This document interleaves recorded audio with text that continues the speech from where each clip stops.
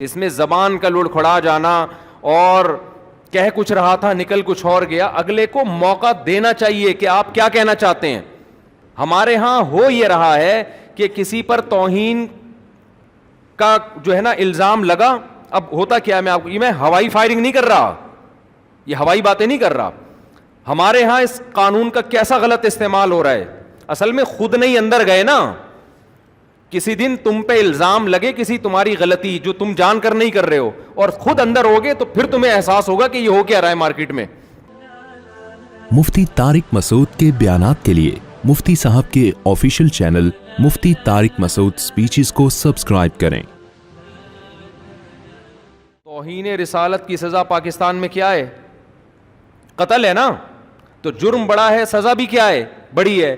تو اس کے لیے بھی قانون یہ ہونا چاہیے کہ ثبوت بھی اور شک و شبہے سے بالکل بالا تر. دو ٹوک اور واضح لفظوں میں توہین ہونی چاہیے جس کا کوئی دوسرا مطلب نہ بنتا ہو. اس میں زبان کا لڑکھڑا جانا اور کہہ کچھ رہا تھا نکل کچھ اور گیا. اگلے کو موقع دینا چاہیے کہ آپ کیا کہنا چاہتے ہیں.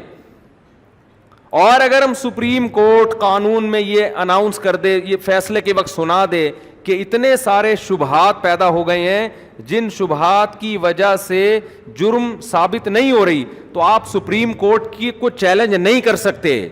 ہمارے ہاں ہو یہ رہا ہے کہ کسی پر توہین کا جو ہے نا الزام لگا. اب ہوتا کیا, میں ہوائی فائرنگ نہیں کر رہا, یہ ہوائی باتیں نہیں کر رہا. ہمارے ہاں اس قانون کا کیسا غلط استعمال ہو رہا ہے. اصل میں خود نہیں اندر گئے نا. کسی دن تم پہ الزام لگے کسی تمہاری غلطی جو تم جان کر نہیں کر رہے ہو, اور خود اندر ہوگے تو پھر تمہیں احساس ہوگا کہ یہ ہو کیا رہا ہے مارکیٹ میں. ہمارے ہاں پتہ ہی کیا ہوتا ہے, کسی نے کوئی پوسٹر پھاڑ دیا, اس بیچارے کو نہیں پتا تھا کہ اس پہ نبی صلی اللہ علیہ وسلم کا نام لکھا ہوا ہے. اس کی دیوار خراب کر دیا آپ نے, پوسٹر لگا دیا, وہ پوسٹر پھاڑ دیا اس نے, وہ نیچے کہیں نالی میں گر گیا. آپ کو ویسے ہی انتقام لینے کا شوق تھا, کوئی مسئلہ چل رہا تھا آپ کا اس کے ساتھ, یا آپ نے اس کو, وہ غیر مسلم ہے, آپ نے اس کو ورغلایا, اس کو ٹارچر کیا, اس کے مذہب کو برا بلا کہا, اس کے بڑوں کو آپ نے برا بلا کہہ کے اتنا ٹارچر کیا کہ اس کی زبان سے بھی کوئی لفظ آپ کے خلاف یا اسلام کے خلاف نکل گیا. آپ نے فوراً بندوں کو جمع کیا, دیکھو یہ نبی کو ایسے کہہ رہا ہے, دیکھو اس نے قرآن کی توہین کی ہے, دیکھو اس نے یہ کیا ہے. لوگ یہ نہیں دیکھتے کہ اس نے کہا بھی ہے کہ نہیں, ہو سکتا ہے نہیں کیا اس نے. ایک لوگوں کا جم غفیر اکٹھا ہو جائے گا اور جائیں گے تھانے رپورٹ کرانے کے لیے. اتنے لوگ اس میں, آج ہر آدمی سمجھتا ہے آج مجھے عشق رسول کو ثابت کرنے کا اللہ نے موقع دیا ہے. چرسی بھی آپ کا ساتھ دیں گے, ہیروئنچی بھی آپ کے ساتھ ہوں گے, محلے کے بڑے بڑے گنڈے جن 20 بندوں کو قتل کر چکے تھے, آج تک کبھی انہوں نے کوئی سنت پوری نہیں کی ہوگی, لیکن ان کو بھی موقع ملے گا کہ آج ہمیں موقع ملا ہے ہم توہین رسالت کے مرتکب کو کیفر کردار تک پہنچائے. وہ اس کی تحقیق نہیں کرتے کہ حقیقت میں ایسا ہوا بھی ہے کہ نہیں ہوا. پھر آپ پہنچ جائیں گے تھانے. ایس ایچ او صاحب کو پتا ہے اگر میں نے ایف آئی آر نہیں کاٹی پورا ہجوم میری بوٹیاں کووں کو کھلائے گا. سمجھ رہے ہو؟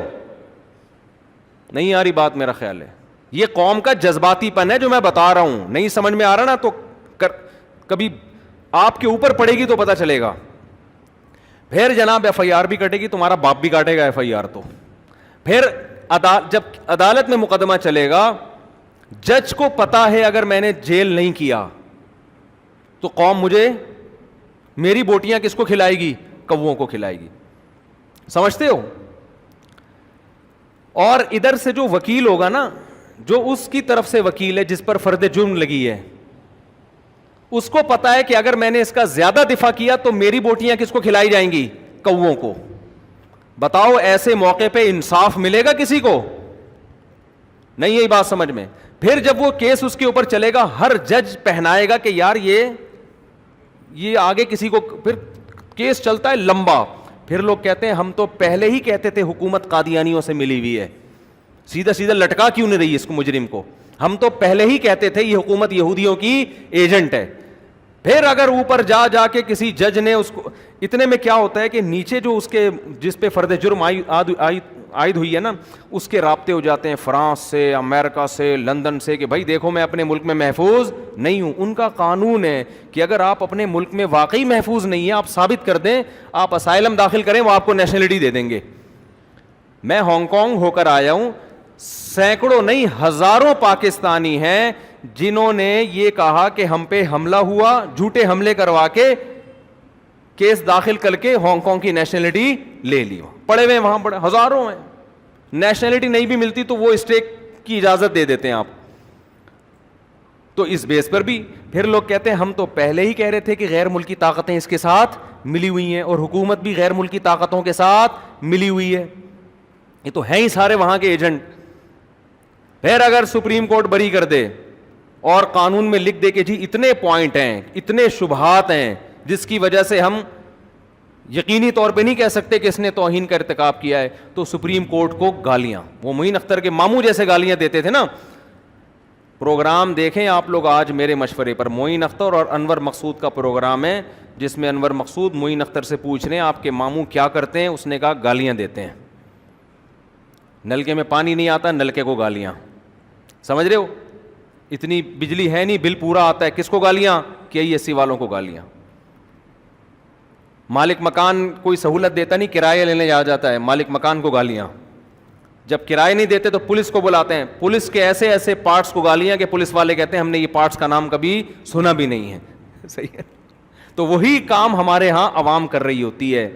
تو قوم میں جذباتی پن کچھ ضرورت سے زیادہ ہے, میچور نہیں ہے ہماری قوم. مذہب کا غلط استعمال کر کر کے آپ اپنے اوپر پابندیاں ملک میں لگاؤ گے. پاکستان ابھی گرے لسٹ میں ہے, اور یہی حرکتیں تھوڑے دن اور چلیں تو بلیک لسٹ میں آ جائے گا. پھر جب تمہیں کھانے کو روٹی نہیں ملے گی, پہننے کو کپڑا نہیں ملے گا, گالیاں دو گے اپنے حکمرانوں کو. وہ تو ویسے ہی دیتے رہتے ہو, مجھے کوئی اس پر اعتراض نہیں ہے. ٹھیک, کچھ گالیاں تو صحیح بنتی ہیں, کچھ غلط بنتی ہیں. صحیح اور غلط میں فرق کیا کرو, سوچ سمجھ کے گالی دیا کرو کہ یہ والی گالی یہاں فٹ ہو بھی رہی ہے کہ نہیں ہو رہی ہے. بنتی ہے تو آپ دو بھائی, ثواب ملے گا آپ کو, نہیں بنتی تو نہیں دو. ہر چیز میں ہم لوگ کیا کرتے ہیں, جس کو ہم نے غلط کہہ دیا تو اب ہر اس کے کام میں غلطی تلاش کرنی ہے, جس کو صحیح کہہ دیا اس کے ہر غلط کام کو بھی صحیح قرار دینے کی کوشش کرنی ہے. حکمران بہت سارے کام غلط کرتے ہیں لیکن کچھ صحیح بھی کر رہے ہوتے ہیں. ہماری قوم کی عادت کیا ہے, اگر آپ اپوزیشن میں اس کے صحیح کو بھی آپ نے غلط کہنے کا ٹھیکہ لیا ہوا ہے, اور اپنے والے کے ہر صحیح کام کو بھی, ہر غلط کام کو بھی آپ نے صحیح کہنے کا ٹھیکہ لیا ہوا ہے. یہ ہو رہا ہے مارکیٹ میں.